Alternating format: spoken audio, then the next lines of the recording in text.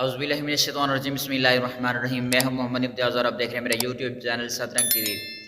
ناظرین، وہ جو وقفے سے عمران خان پہ حملہ کرنے والے ملزم کی تفتیش کی جا رہی ہے، اور وقفے کے ساتھ مطلب کبھی ایک ویڈیو، کبھی دوسری ویڈیو، کبھی تیسری ویڈیو، تو ایسے ویڈیو شیئر سوشل میڈیا پہ کی جا رہی ہیں۔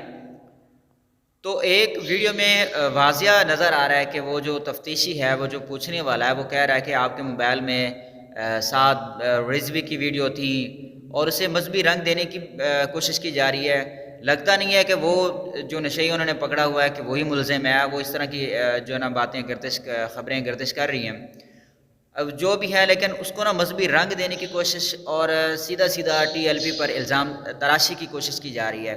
تو اس حوالے سے سعد بھائی نے اپنا واضح کلیئر کٹ بیان دیا کہ ہم اتنے مظالم سہ کر بھی مطلب اس طرح کی کوشش نہیں کی، اس طرح کی ٹرائی نہیں کی، اور ہزاروں اعوذ باللہ من الشیطان الرجیم، بسم اللہ الرحمن الرحیم۔ میں ہوں محمد امتیاز اور آپ دیکھ رہے ہیں میرا یوٹیوب چینل سترنگ ٹی وی۔ ناظرین، وہ جو وقفے سے عمران خان پہ حملہ کرنے والے ملزم کی تفتیش کی جا رہی ہے، اور وقفے کے ساتھ مطلب کبھی ایک ویڈیو، کبھی دوسری ویڈیو، کبھی تیسری ویڈیو، تو ایسے ویڈیو شیئر سوشل میڈیا پہ کی جا رہی ہیں۔ تو ایک ویڈیو میں واضح نظر آ رہا ہے کہ وہ جو تفتیشی ہے، وہ جو پوچھنے والا ہے، وہ کہہ رہا ہے کہ آپ کے موبائل میں 7 رضوی کی ویڈیو تھی، اور اسے مذہبی رنگ دینے کی کوشش کی جا رہی ہے۔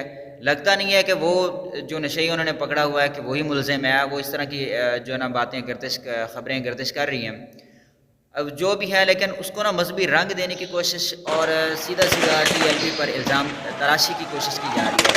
تو اس حوالے سے سعد بھائی نے اپنا واضح کلیئر کٹ بیان دیا کہ ہم اتنے مظالم سہ کر بھی مطلب اس طرح کی کوشش نہیں کی، اس طرح کی ٹرائی نہیں کی، اور ہزاروں کی تعداد میں لوگوں کو جیلوں کی سختیاں برداشت کرنے پر مجبور کیا گیا، سادات کی گستاخیاں کی گئی، 4 دیواری کا مقدس پامال کیا گیا، لوگوں کو شہید کیا گیا، 40-50 کے قریب جو ہے نا وہ شہادتیں ہوئیں۔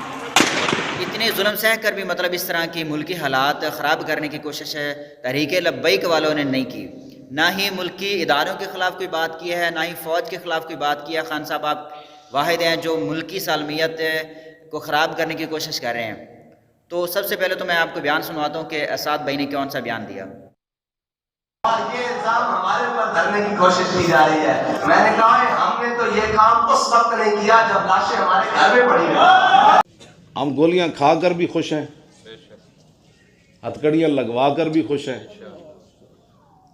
اور 4738 سال سزا سن کر بھی خوش ہیں۔